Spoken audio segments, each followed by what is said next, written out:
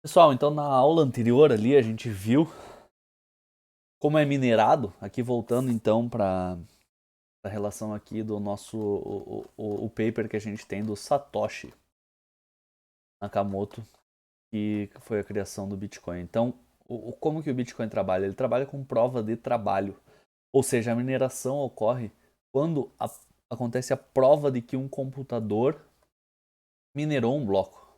Okay? Então a gente viu ali com o Nance, né? Você consegue para a nossa rede de marcas temporais implementados, a prova de trabalho incrementando um nonce no bloco até encontrar o valor que produza o hash. Então é basicamente ali o que a gente estava vendo naquele simulador de bloco de trabalho. Então vai computador ali, a demanda de poder computacional vai trabalhar até achar um nonce que feche aquele bloco e vai ter as informações de transação ali dentro, ok? Uma vez despendido esforço de processamento para satisfazer a prova de trabalho, o bloco não pode ser modificado sem refazer o trabalho. Com os blocos seguintes são encadeados após. O trabalho para modificar o bloco inclui também refazer todos os blocos seguintes, ou seja, impossível. Não vai ser refeito todos os blocos, não vai ser feito e trabalhado. A prova de trabalho, que é aquele Proof of Work, né? POW, né? Que é o caso do Bitcoin, a gente vai ver que não são todas as moedas que usam Proof of Work, mas é a prova de trabalho que vai gerar para o computador que resolveu o bloco, vai gerar o Bitcoin, ok? A prova de trabalho também resolve o problema de determinar a representatividade na tomada de decisão da maioria. Se a maioria fosse baseada em um endereço IP, um voto poderia ser subvertida por alguém capaz de preservar muitos IPs. Prova de trabalho é essencialmente um processador, um voto. A decisão da maioria é representada por uma cadeia mais longa, que tem investido em si o maior esforço da prova de trabalho. Okay? Então, quanto maior for a rede, maior for a quantidade de informação, maior vai ser a demanda computacional do tempo e vai receber esse Bitcoin. Né? Só que com o tempo também o Bitcoin vai diminuindo a quantidade de geração para aqueles que têm a prova de trabalho. Para modificar um bloco anterior, um atacante, né, no caso um hacker, teria que refazer a prova de trabalho desse bloco e todos os blocos seguintes, e ainda alcançar e ultrapassar o trabalho de todos nós honestos. Ou seja, a gente tem aquela rede de blocos. Se um hacker quer atacar um bloco daqueles, ele teria que modificar esse bloco e ir modificando todos os blocos seguintes, igual a gente mostrou ali naquele simulador. E isso demandaria uma potência computacional gigantesca, muito grande, muito grande. Porque ele teria que fazer isso a tempo, teria que modificar um bloco lá no meio, modificar todos os blocos subsequentes, isso a tempo antes de criar mais de ser criado mais um bloco na rede. E lembrando que a rede ela é formada por todas aquelas ilhas de mineração, fazendas de mineração, computadores das pessoas, tudo. Toda a rede tem informação igual. E um hacker vai querer atacar um bloco para modificar aquela informação e ainda vai ter que refazer todos os blocos antes que novamente um bloco seja criado. Aí dá problema, o hacker não consegue fazer isso. O que acontece? Vale mais a pena o hacker usar o tempo, o esforço, o trabalho, a demanda computacional dele para criar um novo bloco e receber um Bitcoin do que querer modificar o que está lá no meio para receber Bitcoin de maneira não honesta. Ok? É, Para compensar a velocidade crescente de hardware e a variação de interesse em manter nós uma exceção em longo tempo, a dificuldade de prova de trabalho é determinada por uma média variável visando o número médio de blocos por hora. Se for gerado muito rápido, a dificuldade aumenta. Ok? Então, aqui a gente vai mostra também como que é escolhido, né, a forma para não escolhido, né? Os blocos estão sendo minerados. O primeiro bloco a minerar, ele geralmente vai ganhar essa corrida, mesmo que tenha um bloco lá na Índia que minerou ao mesmo tempo que você aqui no Brasil. O primeiro bloco minerado vai ter uma maior rede de computadores que vão ter essa informação antes do bloco que minerou depois e vai ser aceita então apenas a informação do primeiro bloco minerado. Ok? É... Então aqui também mostra como que é a forma tradicional. Hoje em dia tem identidade das pessoas, transação, aí tem uma terceira parte que teoricamente é de confiança, ou seja, bancos, governos, para chegar finalmente a contrapartes e isso, enfim, se tornar público. Novo modelo de privacidade, né? A gente tem a transação, ela já é diretamente colocada no sistema do blockchain, já é mostrada a público. Não tem essas contrapartes que, além de gerarem taxas, além de serem mais lentas, elas ainda podem, teoricamente são de confiança, mas ainda pode ter algum problema. E ele fala aqui uma coisa que é muito interessante, que ele fala que existem problemas nesse modo tradicional, mas é considerado são problemas que acontecem. Agora, no modelo do blockchain, não há erros, não existem erros, não tem como errar. Ok? A última parte aqui do paper do Satoshi, ele fala sobre os cálculos, né? Qual que é a probabilidade de um atacante ou de um hacker acessar e, por sorte, acertar o primeiro announce ali e conseguir modificar alguma coisa. A probabilidade é muito ínfima, muito pequena. E talvez o tempo ali, o poder computacional, a energia do hacker, se ele não acertar logo no começo, primeiras tentativas, por simples sorte, ele vai começar cada vez a perder mais dinheiro, não vai valer a pena ele tentar hackear, ok? Então, só lembrando aqui que todas essas redes que a gente tem, essas fazendas aqui de criptomoedas, elas são para o bem, né? São honestas, ou seja, um hacker teria que ser um poder computacional mais forte do que elas para conseguir hackear alguma coisa. Talvez para o hacker seja melhor ele fazer parte da rede honesta e minerar bitcoins honestamente do que tentar usar ou ter um investimento gigantesco, inimaginável, só para tentar fazer alguma coisa desonesta. Ok? Halving. Que porcaria é o halving? Então, halving basicamente é o que acontece que a cada já está no código fonte, no código gênesis do Bitcoin, que a cada 210 mil blocos acontece um halving, ou seja, a remuneração em Bitcoins do minerador cai pela metade, ou seja, você ganha 2 Bitcoins por minerar um bloco. Depois de 210 mil blocos acontece um halving, ou seja, você em vez de ganhar 2 vai ganhar 1, e assim por diante. Depois de 210 mil, você vai ganhar meio em vez de 1. Depois de 210 mil, você vai ganhar 0,25 e assim por diante. Os halvings fazem com que os mineradores tenham o prêmio por minerar bitcoins cortado pela metade. Tá mais difícil conseguir bitcoins. Se a gente for assim por um simples A mais B, a gente imagina que toda vez que acontecer um halving, fica mais difícil de conseguir bitcoins, maior é o preço para as moedas que estão vigentes hoje, por exemplo, dólar, real, enfim. Claro que isso não acontece exatamente assim, mas na teoria é que no futuro vão acontecer mais halvings e por isso vai ser mais difícil ter bitcoins. E por ser mais difícil, maior será o valor do bitcoins. Ok?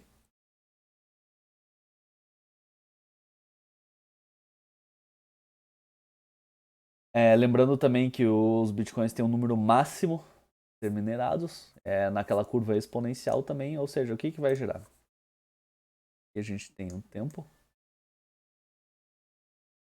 ou o número ou o número de blocos.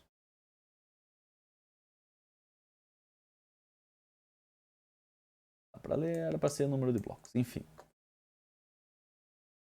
E aqui o número de bitcoins minerados.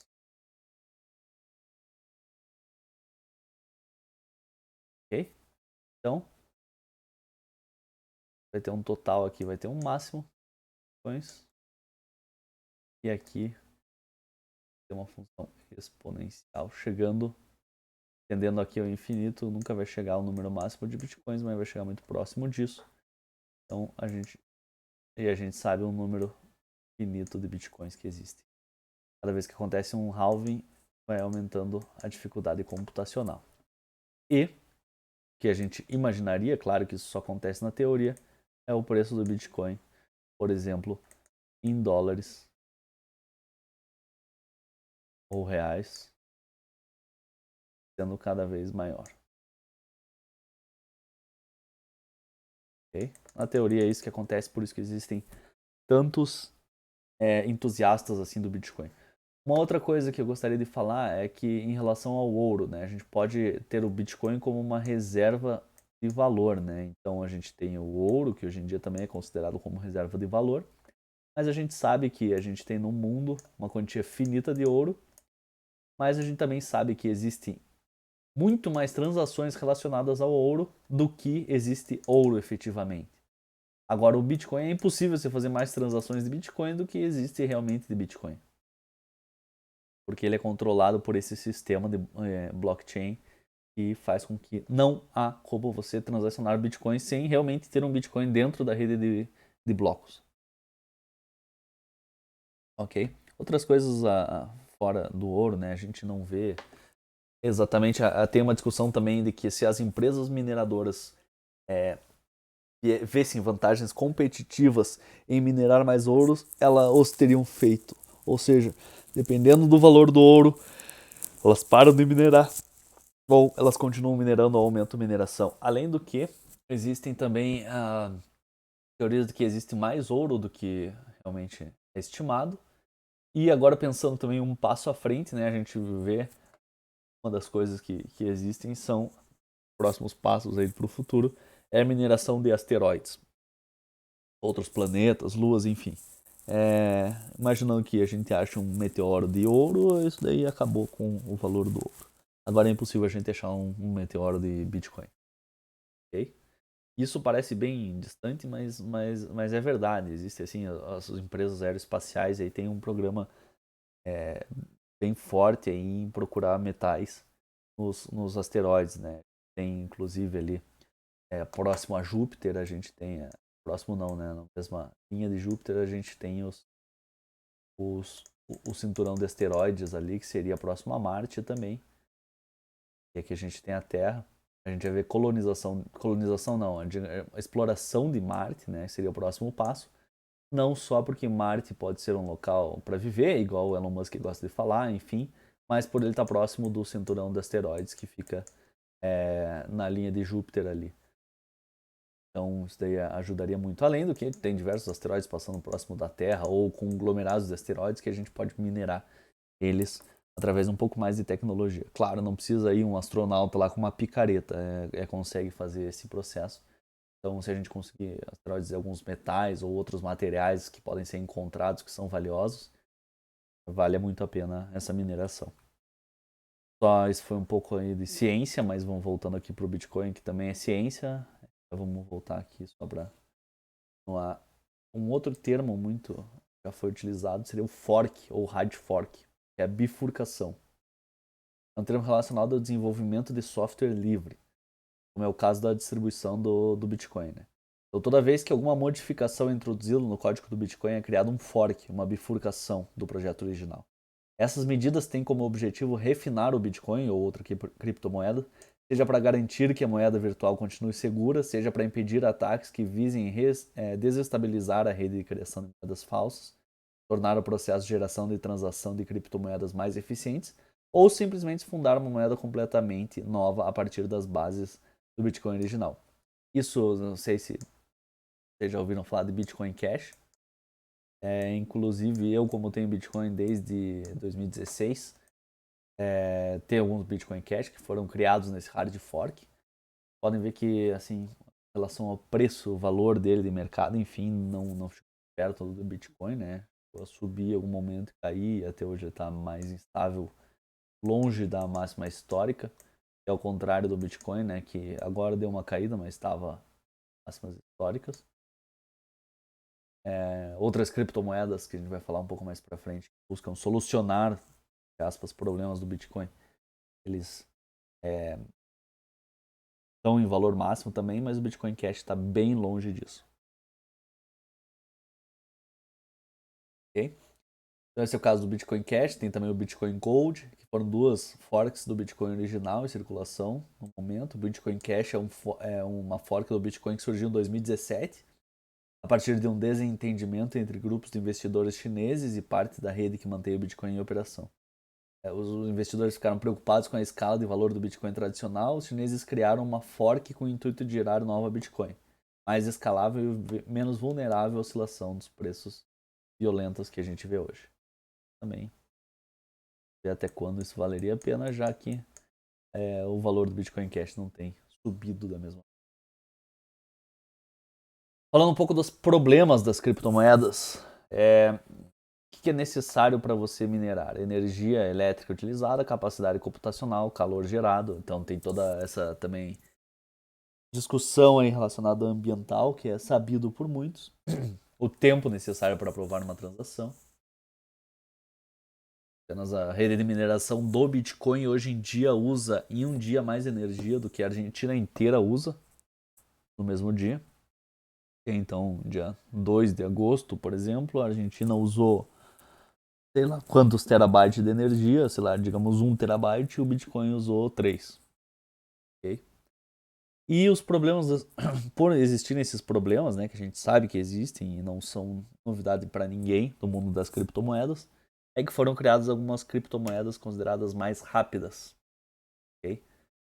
Tanto o Bitcoin como o Ethereum, eles são mais demorados, são focados na descentralização e segurança, né? Que voltando lá para o primeiro patamar que a gente falou de descentralização e segurança. E por isso o Bitcoin e o Ethereum são um pouco mais demorados, né? Para fazer uma transação mais rápida é necessário pagar uma parte, né, desses dois para consumir. Né? Então, um bloco de Bitcoin criado gera mais ou menos 1 megabyte para a rede de blocos. O Bitcoin tem hoje uma rede de blocos de mais ou menos 370 GB no blockchain. Então demora para checar todas as transações por parte da rede, né? Então mais ou menos 6 confirmações são necessárias para gerar um Bitcoin que dá 99% de certeza. Só para a gente ter uma noção, né? 0,1 segundo é o tempo que uma pessoa considera uma transação instantânea. Qualquer coisa que demore mais do que 6 segundos leva a pessoa a entender como demorado e a pessoa começa a se concentrar em outras coisas. Só pra gente ter uma noção aí de tempo, o cartão de crédito, quando a gente vai pagar alguma coisa, em média ele leva de 5 a 10 segundos para confirmar o pagamento. Então tem muita gente falando que porque o Bitcoin é muito demorado, a transação no futuro vai ser mais demorado, mas a gente tem que lembrar que o cartão de crédito hoje, que é a forma mais comum aí de pagamento, ele leva de 5 a 10 segundos. Isso você pode testar a qualquer momento, quando você faz uma transação ali, tá na loja, vai pagar o teu almoço com cartão de crédito, você fica esperando ali uns 5 segundinhos até ele confirmar esse pagamento, né? Ok? E existem então soluções de criptomoedas que são mais rápidas, são alternativas ao Bitcoin. Okay? A gente tem hoje a Polkadot. Então, a gente não falou muito da Ethereum aqui, mas é uma criptomoeda que foi criada ali logo depois do Bitcoin para resolver alguns problemas do Bitcoin. E só que a Ethereum também possui alguns problemas, né? E hoje em dia está sendo criado a Ethereum 2.0, pelo mesmo um dos criadores. Foram vários criadores que criaram a Ethereum, certo? Um dos criadores, aquele mais famoso, Vitalik, está criando a Ethereum 2.0. Outro criador da Ethereum foi fundar a Polkadot e o outro foi fundar a Cardano. Okay? São moedas alternativas. A principal função dessas moedas são ser mais rápidas do que o Ethereum e o Bitcoin. Okay? A Cardano tem uma coisa específica dela, também devem existir já outras criptomoedas, que em vez de ser Proof of Work, que é igual o Bitcoin, por exemplo, e o Ethereum e a maioria das criptomoedas, e você vai receber, ao minerar, você vai receber criptomoeda quando você provar que teve trabalho computacional. A Cardano ele tem um sistema de Proof of Stake, ou seja, a pessoa que vai minerar o Bitcoin, essa criptomoeda é a pessoa que vai ter mais em jogo, mais criptomoedas em jogo nesse caso. Okay? Ou seja, você vai conseguir minerar Cardano se você colocar Cardano em risco. Ok? Então, eu sou lá detentor de uma série de Cardanos, eu posso colocar elas na rede, e vão continuar minhas, claro, mais, e quando eu coloco isso na rede, né, tem mais chance de eu minerar elas. Então o sistema vai sortear, mas tem mais chance que a gente mais tiver criptomoedas de minerar as próximas, de fazer a equivalência do bloco, né? Essa é a Cardano. A Polkadot tem um sistema também parecido, ok? A gente também tem a Kusama, que usa alguma coisa parecida também com essa maior velocidade.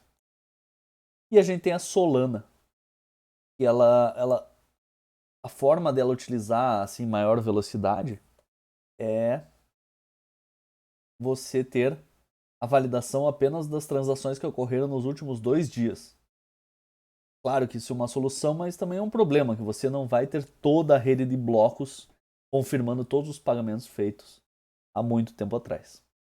Okay? Essa é a Solana. Okay? É legal esses símbolozinhos aqui das criptomoedas e tal, mas isso daí a gente sabe que é uma coisa totalmente comercial, né? Ninguém realmente... Isso aqui não faz a menor diferença. Isso tem a ver com o próximo tópico que eu vou falar, que é Elon Musk. Bom, Elon Musk tem sido aí bastante polêmico nos últimos dias, né? Últimos meses. Primeiro ele falou que o Bitcoin subia, o Bitcoin ia valer muito, a Tesla estaria vendendo carros em Bitcoin, enfim, etc. O que fez a criptomoeda aumentar muito o valor, muito mesmo. E em seguida depois para falar que o Bitcoin talvez teria problemas de energia, enfim, e o que fez a moeda cair muito. E talvez não seja. Ele falou que não tem problemas com energia e as formas de energia de mineração hoje em dia é utilizada com combustíveis fósseis, carvão, enfim, e por isso talvez não seja a melhor solução. O que é uma coisa extremamente questionável, como se ele tivesse descoberto que o Bitcoin utiliza uma grande energia para ser minerado agora. Será que ele descobriu agora ou será que tem algum conflito de interesse nessa mudança repentina de opinião dele? Okay?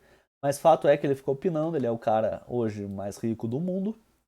A gente sabe de todo o poder dele intelectual, marketing e das empresas que ele tem. A gente sabe também que ele tem a Tesla, né, a SpaceX, também ele não, as pessoas não sabem, né, teve um vídeo do Anonymous que depois foi desmentido como ser do Anonymous, enfim, dizendo que ele estava fazendo burrada, né, em fazer isso.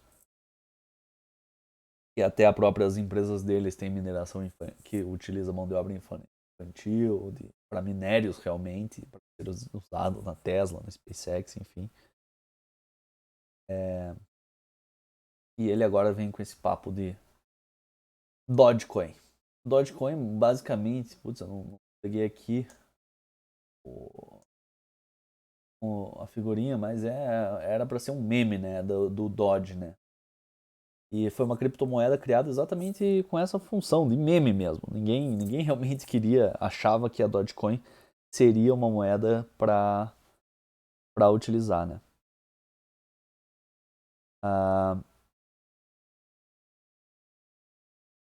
e o que acontece? Agora ele está falando que a Dogecoin é a solução por ter uma solução mais rápida, né? O que seria ou utilizar menos rede, que seria alguma coisa próxima da Litecoin. Mas assim, sinceramente, quem entende criptomoeda vê que a Dogecoin é uma moeda que não tem assim um número máximo de moedas a ser contemplado, né? Que é o caso do Bitcoin, que a gente sabe que é cerca de 21 milhões e agora já foi minerado mais ou menos 19 milhões, tirando as moedas perdidas, pessoas que morreram, levaram para o túmulo, né? O número da sua chave, enfim, deve ser muito pouco o número de criptomoedas que existem em circulação. Dogecoin não existe isso, a criptomoeda consegue simplesmente ser criada e criada e criada e não tem como você ter um lastro disso. Não. A impressão que dá é que realmente não tem a mínima reserva de valor. Então, eu só queria falar um pouco do Elon Musk para deixar vocês pensando sobre isso, né? Será que realmente esses incentivos que ele teve do governo para a própria Tesla não foi alguma coisa que freou ele de estar falando do Bitcoin? Porque a gente sabe que é alguma coisa muito anti-governo, né? O governo não consegue arrecadar impostos a partir de transação de Bitcoin, enfim. Todo o objetivo das criptomoedas, descentralização, etc. Explicam aí dos interesses do governo, né? Emite moeda, faz um monte de coisa para benefício próprio. E a gente sabe que a Tesla tem muito incentivo do governo. Sem falar que o Elon Musk comprou uma quantidade grande de bitcoins, lucrou com eles. Inclusive, os lucros da Tesla, né, foram maiores com a variação do Bitcoin do que com a venda de carros. Então, assim, no mínimo, os movimentos do Elon Musk são extremamente estranhos. Não tem como a gente saber o real motivação dele. Ok? Fica aí então só para vocês saberem o que aconteceu. Então, grande parte dessa última valorização do Bitcoin foi por causa dos comentários do Elon Musk e quase 100% da parte da desvalorização também foi por causa do Elon Musk.